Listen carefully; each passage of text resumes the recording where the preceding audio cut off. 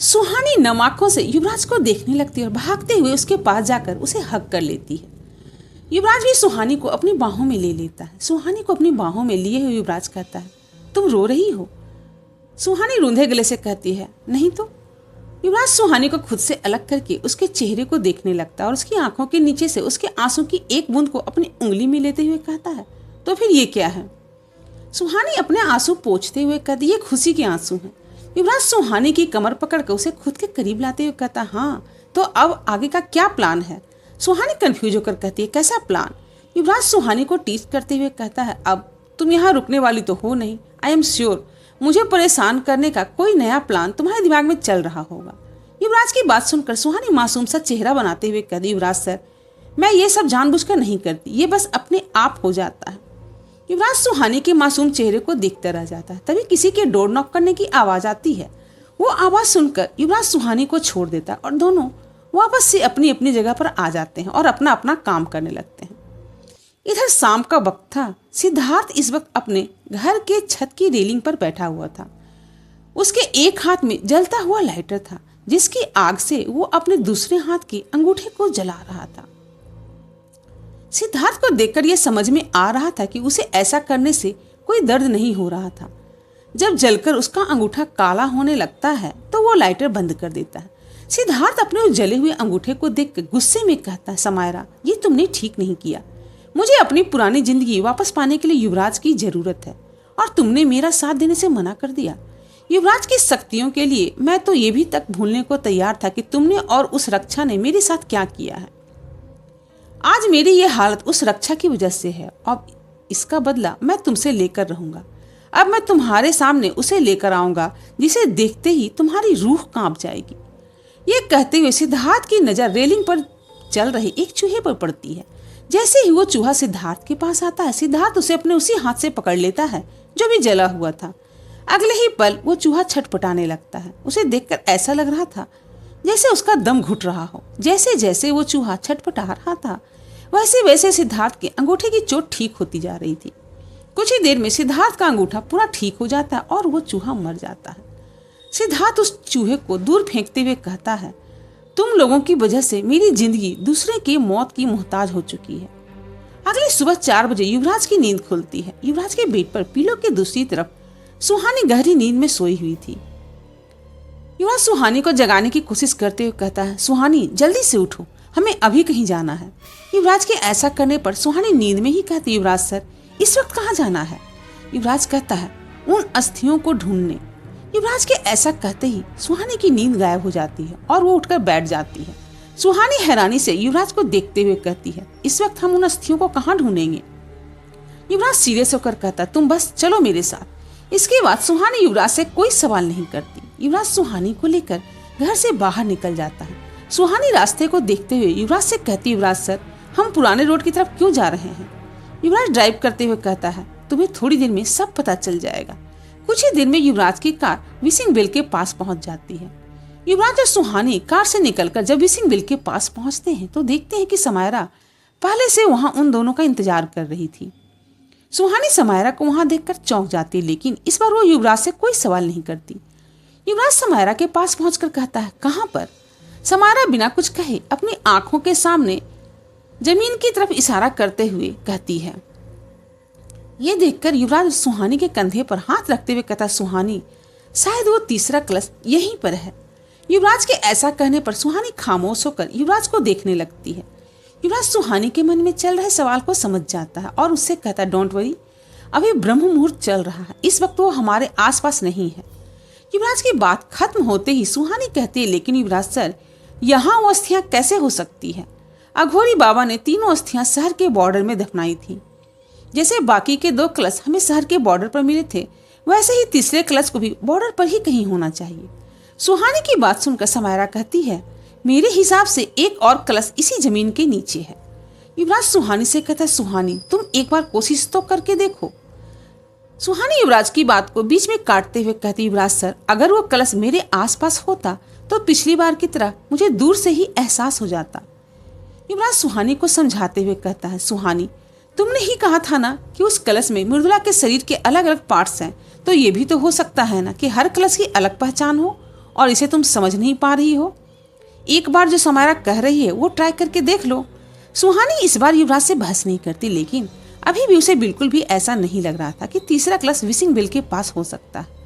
सुहानी धीरे धीरे समायरा के पास जाती है और उसकी बताई जगह पर घुटने के बल बैठते हुए उस जमीन पर अपना दाहिना हाथ रख देती है। जैसे ही सुहानी जमीन पर अपना हाथ रखती है, उसके चेहरे के एक्सप्रेशन पूरी तरह से बदल जाते हैं। सुहानी को देखते ही युवराज समझ जाता है कि वो तीसरा क्लच उसी जगह पर है। वो समायरा की तरफ एक नजर देखकर हाँ में अपना सर हिला देता है। सुहानी के चेहरे पर इस वक्त डर साफ दिखाई दे रहा था, लेकिन ये डर उस तरह का नहीं था जो युवराज ने पिछली बार सुहानी के चेहरे पर देखा था। इस बार युवराज सुहानी को बीच में रोकने की कोशिश नहीं करता, क्योंकि जब पिछली बार उसने ऐसा किया था तब सुहानी युवराज से बहुत नाराज हुई थी। कुछ देर के बाद सुहानी वहां से उठ जाती है। सुहानी के उठते ही युवराज और समायरा उसे सवालिया नजरों से देखने लगते हैं। सुहानी युवराज की तरफ देखते हुए कहती है, युवराज सर, समायरा सही थी, तीसरा क्लच यहीं पर है। युवराज सुहानी से कहता, और इसकी अस्थियों को डिस्ट्रॉय कैसे करना है? सुहानी कहती है, पता नहीं। सुहानी का जवाब सुनकर युवराज और समायरा कंफ्यूज हो जाते हैं। युवराज सुहानी के पास जाकर उससे कहता, नहीं पता, लेकिन पिछली बार तो जैसे ही तुमने जमीन पर अपना हाथ रखा था, तुम्हें तभी पता चल गया था कि उसे डिस्ट्रॉय कैसे करना है। यही बात तो मुझे भी समझ में नहीं आ रही। आखिर उस दिन ऐसा क्या अलग था जो मुझे जमीन पर हाथ रखते ही सब पता चल गया था? ये कहते हुए सुहानी अचानक से खामोश हो जाती है और उस जमीन को एकटक देखने लगती है। युवराज सीरियस होकर सुहानी से कहता है, सुहानी नो। युवराज अब तक समझ चुका था कि सुहानी के दिमाग में क्या चल रहा है। सुहानी युवराज की आंखों में देखते हुए कहती है, इसके अलावा और कोई तरीका नहीं है। युवराज सुहानी पर दबाव बनाते हुए कहता, लेकिन इससे तुम्हारी जान को खतरा हो सकता है। तुम जानती हो ना कि अंदर क्या है? ये सुनकर सुहानी कुछ कहने ही वाली होती है, तभी समायरा चिढ़ते हुए उन दोनों से कहती है, कोई मुझे बताएगा कि यहाँ किस बारे में बात हो रही है? सुहानी समायरा को देखते हुए कहती है, क्या तुम्हारे पास कोई चाकू या कोई धारदार चीज है? समायरा अपनी बैक पॉकेट से एक छोटी सी धारदार चाकू निकालकर सुहानी की तरफ बढ़ा देती है।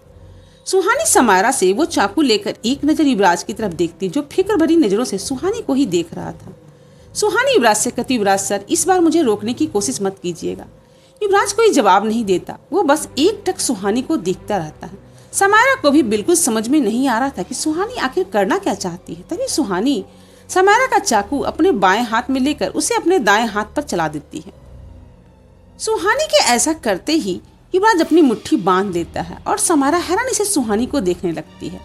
अब सुहानी की हथेली पर एक गहरा कट लग चुका था, जिससे काफी खून बह रहा था। सुहानी अपना वो हाथ जमीन पर रख देती है। जैसे ही सुहानी जमीन पर अपना हाथ रखती है, उसकी आंखें बंद हो जाती है। इस बार युवराज को सुहानी के चेहरे पर वही खौफ दिखाई देता है जो उस दिन जंगल में दिखाई दिया था। युवराज समझ जाता है कि सुहानी का ये तरीका काम कर रहा है, लेकिन साथ में उसे सुहानी की फिक्र भी होने लगती है, क्योंकि युवराज को पता था कि मृदुला की अस्थियां सुहानी का खून खींच रही हैं और अगर टाइम पर उसे रोका नहीं गया तो सुहानी की जान को खतरा हो सकता है। इस सबसे अनजान समायरा सुहानी को हैरानी से देख रही थी। उसे बस इतना समझ में आ रहा था कि सुहानी कुछ तो पता लगा रही है। धीरे धीरे सुहानी की हालत खराब होने लगती है। युवराज उसे देखकर समझ जाता है कि अब अगर सुहानी ने अपना हाथ नहीं हटाया तो मृदुला की अस्थियां उसका सारा खून खींच लेंगी। युवराज सुहानी की तरफ बढ़ता, तभी समायरा उसका हाथ पकड़कर उसे रोकते हुए कहती है, उसने कहा था ना कि तुम उसे रोकने की कोशिश नहीं करोगे। युवराज गुस्से में समायरा का हाथ झटक देता और सुहानी की तरफ बढ़ जाता है। युवराज के ऐसा करते ही समायरा को उस पर गुस्सा आने लगता है। युवराज अगले ही पल सुहानी का हाथ जमीन से हटा देता है। जैसे ही युवराज सुहानी का हाथ जमीन से हटाता है, वैसे ही सुहानी अपनी आंखें खोल लेती है और नीचे जमीन पर गिरने लगती है, लेकिन सुहानी के नीचे गिरने से पहले ही युवराज उसे संभाल लेता है। सुहानी अब जमीन पर युवराज के सहारे बैठी हुई थी। ये देखकर समायरा समझ जाती है कि क्यों युवराज ने गुस्से में उसका हाथ झटक दिया था। सुहानी की हालत इस वक्त ठीक नहीं लग रही थी। युवराज सुहानी को लेकर राघव के घर चला जाता है, क्योंकि युवराज के घर में इस वक्त शुभ्रा मौजूद थी। समायरा भी युवराज और सुहानी के साथ ही राघव के घर चली जाती है। कुछ देर आराम करने के बाद सुहानी की हालत कुछ ठीक होने लगती है। सुहानी को पहले से बेहतर देखकर समायरा उससे कहती है, तो अब हमें क्या करना होगा? सुहानी युवराज को देखते हुए कहती, युवराज सर, आपने ठीक कहा था कि हर कलश की अलग पहचान है। शायद इसी वजह से मैं इसका अंदाजा नहीं लगा पाई। एक और बात, सभी अस्थियों को अलग इसलिए भी रखा गया है क्योंकि हमें इन्हें अलग अलग तरीकों से नष्ट करना होगा। सुहानी आगे कहती है, इस कलश की अस्थियों की वजह से वो औरत आपको कंट्रोल कर पाती है। जैसे ही हम इन अस्थियों को डिस्ट्रॉय कर देंगे, उस औरत का आप पर से पूरा कंट्रोल खत्म हो जाएगा, फिर आप उसका सामना भी कर सकेंगे। ये सुनकर युवराज सुहानी से कहता, लेकिन हम उसे डिस्ट्रॉय कैसे कर सकते हैं? सुहानी कहती है, नदी के जल में प्रवाहित करके। सुहानी के ऐसा कहने पर समायरा कहती, सिर्फ नदी में प्रवाहित करके? लेकिन क्यों? सुहानी समायरा को समझाते हुए कहती है, हमारे पूर्वजों के अनुसार हमारा शरीर 5 तत्वों से बना है और मरने के बाद हम इन्हीं 5 तत्वों में मिल जाते हैं। ये 5 तत्व हैं मिट्टी, वायु, अग्नि, जल और आकाश। जिन्होंने मृदुला की अस्थियों को कैद किया था, उन्होंने इस तरह से व्यवस्थित किया था कि हम बारी बारी से उसे मुक्त कर सकेंगे। हमने कुछ दिन पहले उसकी अस्थियों को जला दिया था, जिससे हमने उसके शरीर को अग्नि को सौंप दिया। उस अग्नि से निकलने वाले धुएं से वो वायु में मिल गया और बचे हुए राख से मिट्टी में। अब बारी है जल की। हमें उसके शरीर के बचे हिस्से को एक क्रिया करके जल में विसर्जित करना होगा। युवराज कहता है, कैसी क्रिया करके? सुहानी कुछ सोचते हुए कहती है, एक ऐसी क्रिया जिसके बाद उस औरत का आपके शरीर से कंट्रोल पूरी तरह से खत्म हो जाएगा। ये कहते हुए सुहानी युवराज और समायरा को वो विधि समझाने लगती है, जिसे युवराज और समायरा बड़े ध्यान से सुन रहे थे। युवराज सुहानी से अगला सवाल करता है, और हमें ये कब करना होगा? सुहानी कहती है, 4 दिन के बाद। सुहानी की बात सुनकर समायरा अपनी जगह से उठते हुए पूरे कॉन्फिडेंस के साथ कहती है, फिर तो ये काम बहुत आसान है। तुम उस साये को रोको और मैं उस औरत को, बाकी काम सुहानी कर देगी। समायरा के इतनी आसानी से बात करने पर युवराज और सुहानी उसे ऐसे देखने लगते हैं जैसे वो कोई बेवकूफ हो। युवराज समायरा से कहता है, तुम उस औरत को नहीं रोक पाओगी। समायरा युवराज से कहती है, और तुम्हें ऐसा क्यों लगता है? याद नहीं क्या, पिछली बार मेरे आते ही वो वहां से भाग गई थी। युवराज समायरा से कहता है, पिछली बार हम पूरी तरह से तैयार थे, लेकिन वो नहीं थे। अब वो भी पहले से तैयार होंगे, और इस बार ये सब इतना आसान नहीं होने वाला है। अब हमें किसी और की भी जरूरत पड़ेगी। युवराज की बात सुनकर समायरा उसे ताना मारते हुए कहती, किसकी? उस ढोंगी की। पिछली बार तो उसने तुम्हारी कोई मदद नहीं की थी, और अब क्या फिर से तुम उससे भीख मांगने जाओगे? समायरा को युवराज से इस तरह से बदतमीजी करते देख सुहानी को बहुत गुस्सा आने लगा था। इससे पहले सुहानी समायरा से कुछ कहती, युवराज उसका हाथ पकड़ लेता है। वो जानता था कि ये वक्त समायरा से लड़ने का नहीं है। युवराज मन में ही कहता है, समायरा तुम नहीं जानती कि तुम्हारा सामना किससे होने वाला है। उसे तुम अकेले रोक नहीं सकती। मुझे उससे फिर से बात करनी ही होगी। कुछ देर के बाद युवराज और सुहानी वापस घर आ जाते हैं। वो दोनों इस वक्त युवराज के बेडरूम में थे। सुहानी अपने बेड पर बैठी थी और वो काफी अपसेट लग रही थी। सुहानी को ऐसे देखकर युवराज उसके पास जाकर बैठ जाता और कहता है, क्या हुआ? तुम डिस्टर्ब लग रही हो। सुहानी गुस्से में वहां से उठते हुए कहती है, मुझे वो समायरा बिल्कुल भी पसंद नहीं है। युवराज भी उठकर सुहानी के पास जाता है और उसके कंधे को पकड़कर उसकी आंखों में झांकते हुए कहता है, क्यों पसंद नहीं है? सुहानी युवराज को गुस्से में और भी क्यूट लग रही थी। उसे सुहानी को इस तरह से देखकर हंसी भी आ रही थी। अपनी हंसी छिपाते हुए युवराज कहता है, तो फिर तोड़ दो उसका मुंह। सुहानी बड़ी मासूमियत के साथ युवराज को देखते हुए कहती, नहीं तोड़ सकती ना, वो मुझसे ज्यादा पावरफुल है। सुहानी की बात सुनकर युवराज को हंसी आ जाती। वो हंसते हुए कहता है, इसकी कोई जरूरत नहीं है। समायरा बुरी नहीं है, बस वो परेशान है। सुहानी फिर से चिढ़ते हुए कहती है, परेशान है तो क्या, लोगों से अच्छे से बिहेव नहीं करेगी? युवराज एक गहरी सांस लेते हुए कहता, हाँ तो तुम मुझे ये बताओ कि मैं पहले कैसा था? सुहानी झट से एक ही सांस में कह देती है, खड़ूस, अकड़ू और गुस्सैल। युवराज सुहानी की आंखों में देखते हुए कहता, अच्छा। अगले ही पल सुहानी को अपनी गलती का एहसास होता है और वो बात को संभालते हुए कहती, मेरा मतलब पहले आप ऐसे थे, अभी नहीं है। फिर कुछ सोचते हुए सुहानी आगे कहती, युवराज सर अब तो आप काफी चेंज हो चुके हो, लेकिन कैसे? युवराज सुहानी से कहता, एग्जैक्टली। तो जैसे ही मैं तुमसे मिलकर चेंज हुआ, वैसे ही जब समायरा का कोई भी मिल जाएगा तो वो भी चेंज हो जाएगी। सुहानी युवराज की बातों पर गौर करते हुए कहती, अच्छा। युवराज सुहानी की नाक पकड़ते हुए कहता, अब ये क्यूट फेसेस बनाना बंद करो और जल्दी से ऑफिस के लिए रेडी हो जाओ। ये कहकर युवराज वॉशरूम की तरफ जाने लगता है। वॉशरूम में एंटर करने से पहले युवराज सुहानी की तरफ मुड़कर कहता है, विवेक और निशा में से किसी का कॉल आया था क्या? सुहानी कुछ याद करते हुए कहती, हाँ वो परसों रात निशा का कॉल आया था। उसने बताया कि वो लोग उस गुफा से निकलने वाले हैं और अब उनके वहां से वापस आने के बाद ही हमारी उनसे बात हो पाएगी। युवराज सुहानी की बात सुनकर वॉशरूम में चला जाता है। शिमला से निकलने के 5 दिन के बाद राघव, निशा और विवेक कैलाश पर्वत पहुंच जाते हैं। इस वक्त कैलाश पर्वत बर्फ के सफेद चादर से ढका हुआ था और वहां का टेम्परेचर माइनस में चल रहा था। निशा, विवेक और राघव ऊपर से नीचे तक गर्म कपड़ों से ढके हुए थे और लगातार चले जा रहे थे। निशा चलते हुए अपनी कंपकपाती आवाज में राघव से कहती है, रघु अंकल, वो गुफा और कितनी दूर है? राघव सामने देखते हुए कहता है, अब तक तो हमें वहां पहुंच जाना चाहिए था। मैं यहाँ कई साल पहले आया था, कुछ ठीक से याद नहीं आ रहा। राघव के ऐसा कहते ही निशा और विवेक घबराहट भरी नजरों से एक दूसरे को देखने लगते हैं। निशा विवेक के पास जाकर धीरे से कहते, विवेक, अगर ये रास्ता भूल गए तो हमारा क्या होगा? कहीं स्नो लेपर्ड हमें आके खा तो नहीं जाएगा ना? निशा की बात सुनकर विवेक और भी ज्यादा घबरा जाता है, लेकिन वो निशा को झूठी हिम्मत दिखाते हुए कहता, अरे नहीं नहीं, ऐसा कुछ नहीं होगा, रघु अंकल को रास्ता जरूर ही याद होगा। विवेक के ऐसा कहते ही निशा की नजर विवेक के ठीक पीछे पड़ती है। निशा वहां देखते हुए अपनी जगह पर रुककर कहती है, वो क्या है? निशा की आवाज सुनकर रघु और विवेक भी वहीं रुक जाते हैं। वो देखते ही उसे कुछ ही दूरी पर एक अघोरी साधु ध्यान मुद्रा में बैठे हुए थे। उन्होंने अपने शरीर पर कपड़े नहीं पहने थे और उनके शरीर के ऊपर बर्फ की एक मोटी परत जम चुकी थी। उन्हें देखकर हैरानी से निशा और विवेक की आंखें खुली की खुली रह जाती हैं। निशा उन्हें देखते हुए कहती, ये कौन है? राघव निशा को समझाते हुए कहता, यहाँ बहुत से योगी ऐसे ही अपनी साधना करते हैं। निशा हैरानी से कहती है, क्या इन्हें ठंड नहीं लगती? राघव कहता है, ये योगी ठंड, भूख, प्यास इन सब से ऊपर उठ चुके हैं। ये हमारी तरह नहीं होते, ऐसे ही इन्हें सिद्धियां मिलती हैं। राघव आगे कहता है, यहाँ तुम लोगों को ऐसे ही और भी हैरान कर देने वाले सीन देखने को मिलेंगे।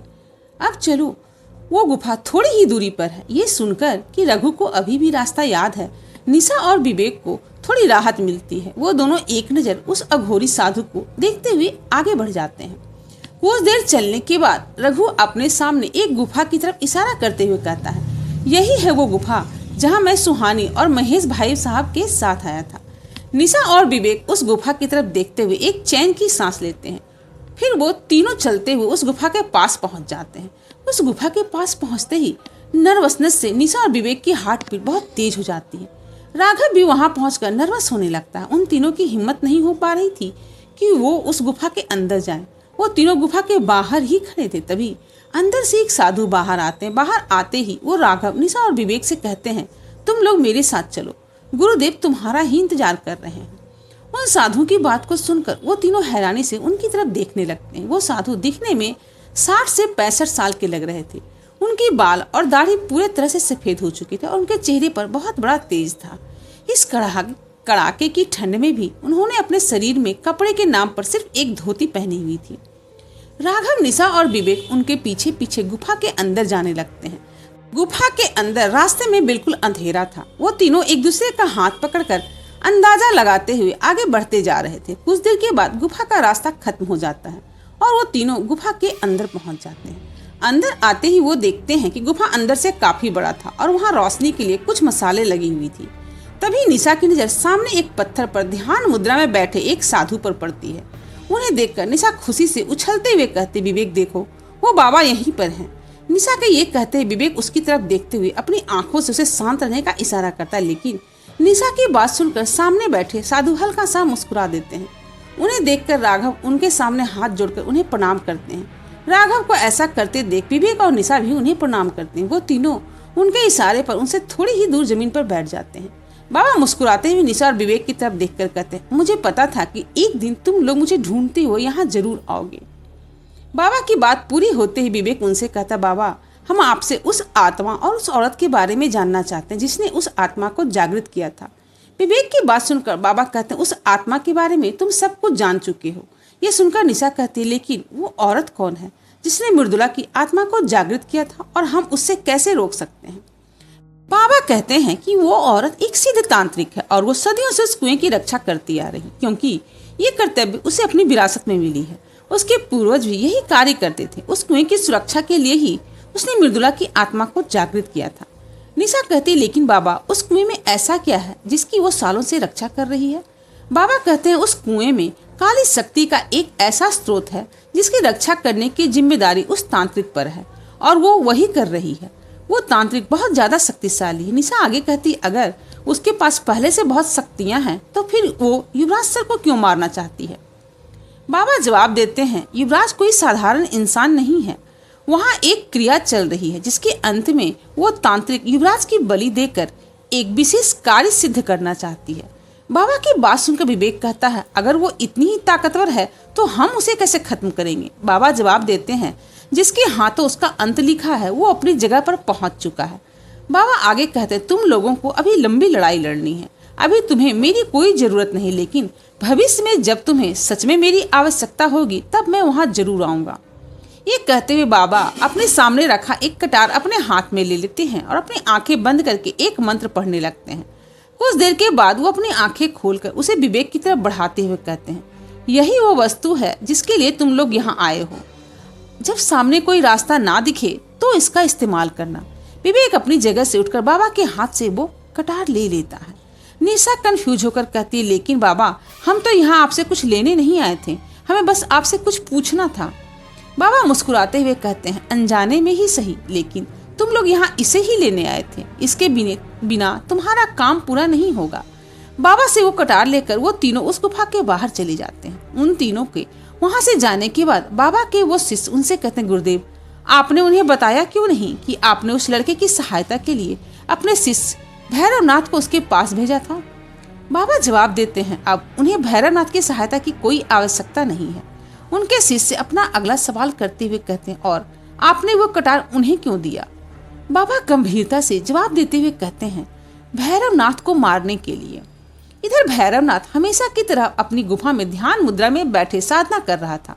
उसकी आंखें बंद थी और उसके चेहरे के सामने वही कटार हवा में था जिसे उसने उस तांत्रिक औरत को मारने के लिए बनाया था। भैरवनाथ अपने ध्यान में मग्न था, तभी कोई बड़ी तेजी से चलते हुए अंदर आता है। जैसे ही वो भैरवनाथ के सामने आता है, वो कटार हवा में घूमते हुए उस शख्स के सर के ठीक सामने जाकर रुक जाती है। भैरवनाथ की गुफा में इस वक्त वही तांत्रिक आई थी जिसके लिए भैरवनाथ ने वो कटार तैयार किया था। उस कटार का नुकीला भाग उस तांत्रिक के सर के ठीक सामने था। अब भैरवनाथ अपनी आंखें खोलकर अपनी जगह पर खड़ा हो जाता है। वो गुस्से में उस औरत को घूरते हुए कहता है, तो खुद आज अपनी मौत के पास चलकर आई है। आज तेरा आखिरी दिन है, मैं तुझे जिंदा नहीं छोड़ूंगा।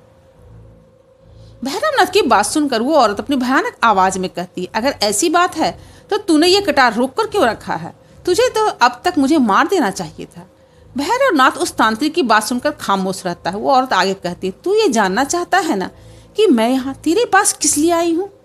भैरवनाथ अभी भी कुछ नहीं कहता, वो बस सवालिया नजरों से उस तांत्रिक को देखने लगता है। वो तांत्रिक आगे कहती है, मैं चाहती हूँ कि इस लड़ाई में अब तू मेरा साथ दे। भैरवनाथ एक नकली हंसी के साथ कहता, क्यों, अब तुझे हार का डर सताने लगा। वो तांत्रिक कहती, नहीं, अब मेरा लक्ष्य मेरे बहुत करीब है और इस वक्त मैं अपने दुश्मन नहीं बढ़ाना चाहती, और वैसे भी हम दोनों का आखिरी लक्ष्य एक ही है, युवराज की शक्तियाँ। भैरवनाथ उस तांत्रिक की बात से इनकार करते हुए कहता, नहीं, मेरी नजर तेरी तरह युवराज की शक्तियों पर नहीं है। भैरवनाथ का जवाब सुनकर वो तांत्रिक कहते, झूठ मत बोल, तेरी नजर युवराज की शक्तियों पर तब से है जब तूने उसे पहली बार छुआ था और तुझे उसकी शक्तियां महसूस हुई थी। तू आया तो अपने गुरु का आदेश पूरा करने था, लेकिन युवराज के अंदर की शक्तियों ने तेरी नीयत खराब कर दी। अब तू किसी भी तरह उसकी शक्तियां हासिल करना चाहता है और वो मैं तुझे दे सकती हूँ। क्या भैरवनाथ युवराज की शक्तियों को पाने की लालसा में उस तांत्रिक औरत से हाथ मिला लेगा? आगे की कहानी को जानने के लिए मेरे चैनल को सब्सक्राइब जरूर करें और कमेंट भी करके बताएं कि आप मेरी इन कहानियों को कहां से देख रहे हैं। Thanks for watching.